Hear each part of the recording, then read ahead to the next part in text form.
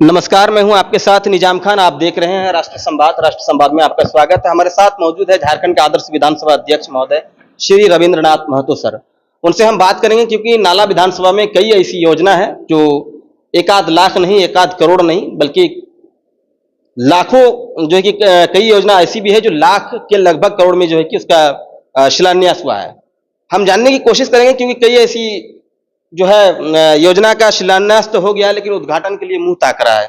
Speaker साहब का जो है कि वो कहीं ना कहीं उम्मीद लगा के बैठा हुआ है कि कब स्पीकर साहब आएंगे और फीता काटेंगे। इसमें से एक सालुका में जो है कि एक कोल्ड स्टोरेज का निर्माण हुआ है, उसके बारे में हम जानने की कोशिश करेंगे। इसके अलावा बागडेहरी में एक थाना भवन का भी निर्माण हुआ है, उसके बारे में भी हम जानने की कोशिश करेंगे। इसके अलावा और भी क्या कुछ उद्घाटन होने वाला है हाल फिलहाल में, वो हम जानने की कोशिश करते हैं। तो सर, सबसे पहले आपका हमारे चैनल पर सर बहुत बहुत स्वागत। चलिए, आपको और आपके चैनल को मेरे तरफ से ढेर सारे शुभकामना और धन्यवाद।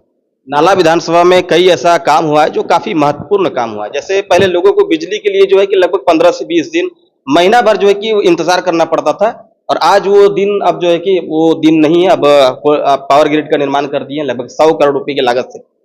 तो अब जो है कि लोगों को बिजली भी जो है कि काफी अच्छा मिल रहा है। लगभग 22 घंटा के करीब, हम एक दिन से हम उसको मतलब काउंटिंग करने का कोशिश कर रहे हैं तो देख रहे हैं कि 22 घंटा लगभग बिजली मिल भी रहा है। इसके अलावा आप कृषि के लिए भी एक अच्छा काम किए हैं, कोल्ड स्टोरेज का निर्माण किए हैं। तो ये सब का उद्घाटन कब करेंगे सर? कोल्ड स्टोरेज का अभी तक उद्घाटन नहीं हुआ है, बागडोगरी में थाना भवन का उद्घाटन नहीं हुआ है। देखिए, सारा काम मैंने पिछले टेन्योर में, पिछले कार्यकाल में प्रारंभ किया था, और आप भी इस विषय को जानते हैं कि कोई भी निर्माण कार्य होने के पीछे कुछ समय लगता है, और मैं समझता हूं जिस समय निर्माण हो जाना चाहिए था उससे भी थोड़ा विलंब एक आध काम में हो रहा है। लेकिन कोल्ड स्टोरेज के मामले में पूरे राज्य के अंदर में एकदम ससमय में, शेड्यूल टाइम पर वो लोगों ने निर्माण करके रख दिया है। पिछले कई दिनों से उसको कूलिंग करने का जो प्रक्रिया है वो भी चालू है, और आगामी काल उसका हम लोग विधिवत रूप से उद्घाटन करेंगे। और आज भी मेरा एक रोड का शिलान्यास है, राधा मार्ट से आसन बेड़िया तक का। बीते परसों भी एक रोड का हमने शिलान्यास किया जो सिंह टोला तक गया है, आपका खमरबाद पंचायत में। तो मेरा कहने का मतलब ये है, लेकिन एक बात मैं आपको शुरू में बता देना चाहता हूं। देखिए, राजनीति में ये सब चीज का बहुत ज्यादा महत्व होता नहीं है। राजनीति अलग चीज होता है, लेकिन हर नेता को, चाहे मुखिया हो, चाहे विधायक हो, चाहे एमपी हो, चाहे राज्य के आला मंत्री हो, सबका नियम है, जब जब उस पद और पोस्ट में रहते हैं तो इन लोगों का एक नियम होना चाहिए कि लिविंग बिहाइंड स्ट्रक्चर। कोई ऐसा काम करके जाइए जो आने वाला समय या आने वाला पीढ़ी आपको याद रखे, काम उसको करना चाहिए। मैंने शुरू में एक बात आपको कहा कि जो काम नहीं किया है इसमें चुनाव में कोई असर पड़ता नहीं है। काम करने वाला का जितना मूल्य होता है, काम नहीं करने वाला का लगभग मूल्य उतना ही होता है। ये जनता के अदालत में ऐसा ही विचार होता है। ऐसा नहीं कि आप बहुत सारे काम कर दिए तो पूरा जनता आप ही के पीछे आ जाएंगे, ऐसा नहीं है। ऐसा भी होता है, काम नहीं करने वालों के पीछे भी जनता रहता है। इसका और ज्यादा विस्तृत रूप से इस पर बोलने की आवश्यकता नहीं है। इसका कई दृष्टांत आपके समक्ष है। आप भी थोड़ा सा दिमाग अगर डालिएगा तो भी आपको देखने को मिलेगा। नहीं काम, जिसके पास 100 फीट पीसीसी करने का अनुभव नहीं है या नहीं करने का नहीं है, उसको भी लोग चुनाव में वोट करते हैं। आज तक एक मरीज को कोई अस्पताल में एडमिशन कराने का काम नहीं करते हैं या उसको मदद करने का काम नहीं करते हैं। अगर आर्थिक रूप से मदद न भी हो तो कम से कम उसको उचित सजेशन देकर के जो अस्पताल उनके लिए उचित हो वहां तक ले जाने के भी उदाहरण नहीं है। इसका मतलब क्या है कि जनता के हित में जो काम नहीं करते हैं उसको भी लोग वोट करते हैं। सर, मैं आपको रोकना चाहेंगे सर। नाला विधानसभा की जनता काफी भोली भाली है, तो क्या आपको नहीं लगता है सर कि आपके जो सक्रिय कार्यकर्ता हैं वैसे कार्यकर्ताओं को लोगों को जागरूकता फैलाना चाहिए? देखिए, जागरूकता फैलाने से कुछ नहीं होता है। लोग पहले से ही कुछ कुछ नीति, कुछ कुछ सिद्धांत, कुछ कुछ भटकाव, कुछ कुछ बातों पर, कुछ कुछ भूल भुलैया पर घूरते रहते हैं। इसलिए उस समय ये लोग कामकाज का हिसाब किताब भी नहीं करते हैं, विचार भी नहीं करते हैं और चुनाव में वोट करते हैं। इसलिए चुनाव के साथ मेरा कहने का मतलब सिर्फ यही है कि चुनाव के साथ इसका कोई संबंध नहीं है। नहीं काम करने वाला लोगों को भी वोट देता है, काम करने वाला लोगों को भी वोट देता है। लेकिन जो चुनाव जीत के हैं, जो स्थापित हैं, चाहे मुखिया से लेकर के मेंबर पार्लियामेंट या राज्य के आला मंत्री तक, सबको अपने अपने कार्यकाल में कुछ न कुछ काम राज्य के हित में, अपने क्षेत्र के हित में, लोगों के हित में करना चाहिए। मेरा कहने का मकसद यही है। और जहां तक आपने इन कामों का, अभी बागडरी थाना का भी अत्याधुनिक बागडरी थाना है। आपको अगर मैं प्रश्न करूं, आप भी पत्रकारिता जगत से जुड़े हुए व्यक्ति हैं, लेकिन बागडरी थाना के बारे में भी आपको भी पता नहीं है। ये अत्याधुनिक थाना है। आप राज्य के अंदर में बहुत कम ऐसा थाना आपको मिलेगा जो सुख सुविधा से लैस थाना है, बागडहरी के समकक्ष है। कहने का मतलब, चूंकि वे बॉर्डर इलाका में स्थापित है, 1 किलोमीटर, 0 किलोमीटर या एयर डिस्टेंस पर वह बंगाल और झारखंड के बॉर्डर पर है, इसलिए मैंने इसको महसूस किया कि इस थाना को अत्याधुनिक बनाना है। और पिछले समय से ही हमने प्रयास किया और आज बन के तैयार है। आने वाला 1-2 सप्ताह में उसका भी हम लोगों को विधिवत रूप से उद्घाटन भी करेंगे और थाना को स्थापित करने का काम करेंगे।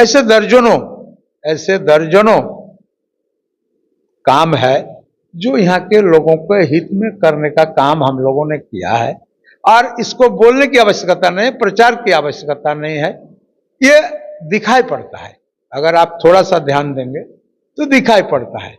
हम अगर स्कूल की बात करें तो आज आप देख रहे हैं दर्जनों दर्जन स्कूल का 4 दीवारी हो रहा है, उसके अंदर बाउंड्री हो रहा है। आप देखें, नाला हाई स्कूल का बाउंड्री कोल इंडिया का पैसा से करा रहा है।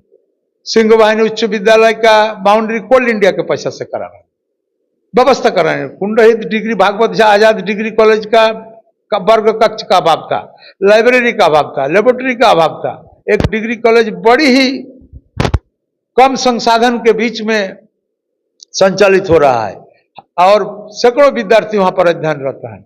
उनको भी कई राज्यसभा के सांसद से मैंने आग्रह करके उसका फंड से लेकर के उसका भी कराने का काम करना है। यानी मेरे कहने का मतलब है, काम कराने के लिए अगर कोई आग्रही है, अगर उसका रुचि है, तो जहां से काम होता है उससे संपर्क स्थापित करके, मधुर संपर्क स्थापित करके आप उस काम को कर सकते हैं। लेकिन उस इंसान के अंदर में काम करने का प्रवृत्ति होना चाहिए, मेरा कहने का मतलब है। और जो लोग राजनीति में हैं उन लोगों को तो करना ही चाहिए। हम लोग राजनीति में कैसे आए थे? जिस समय हमारे आदरणीय दिसम गुरु वीर शिबू सोरेन ने यह स्लोगान दिया कि हम बिहार में नहीं रहेंगे, हम लोग भी सोचे कि बिहार के साथ रहने में हमारे झारखंड के संथाल परगना और छोटनागपुर के जो लोग थे, हम लोग सही मायने में हम लोग अवहेलित हो रहे थे। जो सुख सुविधा हमें मिलना चाहिए था बिहार के परिप्रेक्ष्य में, उस सुख सुविधा नादारत था। तो गुरुजी सही बात बोल रहे हैं, इसलिए हम लोग भी उनके आंदोलन में कूदे और कूदने के क्रम में ये आंदोलन व्यापक रूप लिया और व्यापक रूप लेने के बाद आज हमें अलग राज्य, झारखंड राज्य के रूप में अस्तित्व में आया। और ये सौभाग्य है कि अलग राज्य मिलने के बाद आज विधानसभा का संचालन करने का उत्तरदायित्व दल ने मुझे दिया। मैंने भी अपने प्रयास से उसको संचालन करने का काम कर रहे हैं। और आपने ही एक शब्द, आपके ही मुंह से हमने सुना कि आदर्श विधानसभा अध्यक्ष। मैं नहीं जानता हूं कि आदर्श के इर्द गिर्द मैं कितना जुड़ा हुआ हूं, लेकिन आपने कहा तो मैंने इस आदर्श को पालन करने का काम भी मैं कर रहा हूं। तो यही विषय है। और भी चूंकि हमारा विधानसभा अत्यंत पिछड़ा विधानसभा है, एक तो हमारा झारखंड राज्य गरीब राज्य है, खान खनिज के प्रदेश होने के बावजूद भी आधारभूत संरचना का घोर अभाव है। और इसको जो हम लोग भोगे हैं, हम लोग का जो अनुभव है, इस अनुभव को अपने दृष्टिपथ में रखते हुए इन तमाम कामों को करने का प्रयास कर रहा है। और इतना ख्याल है कि यहाँ के किसानों को खेती के लिए पानी मिले। मैंने तालाबों का, सैकड़ों तालाबों का जीर्णोद्धार किए और हर तालाब में जाकर के आज मेड़ में खड़ा होकर के देखेंगे तो हजारों हजार बीघा जमीन जो एक सिंचाई के बगैर धान का फसल तक अपने खलिहान तक नहीं ले जा पाते थे, आज इन तमाम तालाब का जीर्णोद्धार हो जाने के बाद उसका फसल उसका मेहनत अपने खलिहान तक ले जाते हैं, उसका फसल उत्पन्न होता है, वह फसल अकाल में नष्ट नहीं होता है। उसी तरह से अगर उनका फसल उत्पन्न हुआ तो उनको बाजार ले जाना है, बाजार ले जाने के लिए अच्छे रास्ता घाट की जरूरत पड़ता है। हम लोगों ने उस पर भी विचार रखा कि जहाँ खेती बाड़ी होता है, लोगों को बाजार तक पहुंचने के लिए अच्छा मार्ग, अच्छा रोड रास्ता हो, ताकि उसका उत्पन्न फसल को बाजार तक ले जा सके। फिर हमने सोचा कि यहाँ हमारे सब्जी का खेती होता है, कई कैसे बगीचा का खेती होता है। आज अगर आप जाएंगे तो हमको लगता है कि 20 साल का मेहनत में इतना आम का बगीचा हम लोगों ने सरकार का, चाहे मनरेगा योजना से हो या विभिन्न विभाग से हो, जो आम का बगीचा किए हैं। आज इतना आम, उन्नत मान का आम जो बाजार में बेशकीमती है, उस आम का भी खेती आज हमारे क्षेत्र में होना प्रारंभ हो गया है। और ऐसे नहीं, ट्रक में लाद के लोग इस आम को देश के दूसरे बाजार में बेचने का काम करते हैं। सब्जी का खेती में भी आप देखेंगे, जब सब्जी होता है किसान के घर में और बिक्री नहीं होता है, बाजार में इसका दर कम जाता है, आलू का उत्पन्न होता है, आलू सड़ना प्रारंभ हो जाता है, औने पौने दाम में किसानों को इसको बाजार में बेचना पड़ता है। इसको भी दृष्टिपथ में रखने के लिए हमने पिछले समय से ही प्रयास किया और एक कोल्ड स्टोरेज बनाया। और आने वाला समय में हमारे यहाँ का एक भी किसान को जो सही में खेती काम में अपने आप को लगा के रहते हैं, जो अपने माथा का पसीना पैर में फेंक करके फसल उपजाते हैं, ऐसे किसान का फसल का पूर्ण कीमत, पूर्ण दाम उनको मिलेगा। इसके लिए इस कोल्ड स्टोरेज का निर्माण कराए हैं। और मुझे बेहद खुशी महसूस हो रही है कि आने वाला 1 दिन 2 दिन में उसका हम लोग उद्घाटन करेंगे। कूलिंग शुरू हो गया है और किसान अपना फसल को उस कोल्ड स्टोरेज में रखेंगे। और जब अगल बगल के बाजार में, चाहे दुर्गापुर हो, चाहे रानीगंज हो, चाहे आसनसोल हो, चाहे धनबाद हो, चाहे बोकारो हो, इस मार्केट में उस फसल का कीमत जब बढ़ेगा तो लोग यहाँ से ले जाकर के उस बाजार में बेचेंगे।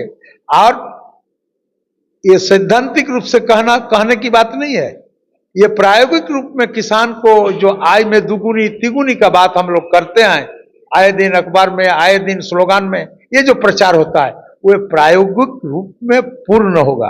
किसान को कोल्ड स्टोरेज से माल प्रिजर्वेशन का व्यवस्था संपूर्ण होने के बाद उस फसल का दाम उनको सही मिलेगा।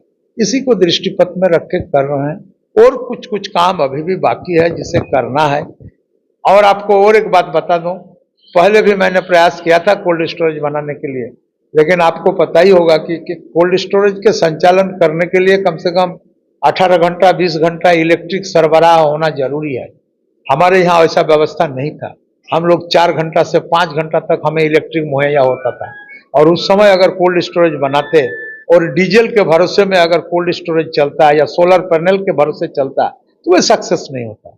इसलिए हमने कोल्ड स्टोरेज को बनाने के पूर्व में पावर ग्रिड को बनवाया, और पावर ग्रिड बनाने के बाद अब हमारा कोल्ड स्टोरेज के संचालन में कहीं कोई व्यवधान उत्पन्न नहीं होगा।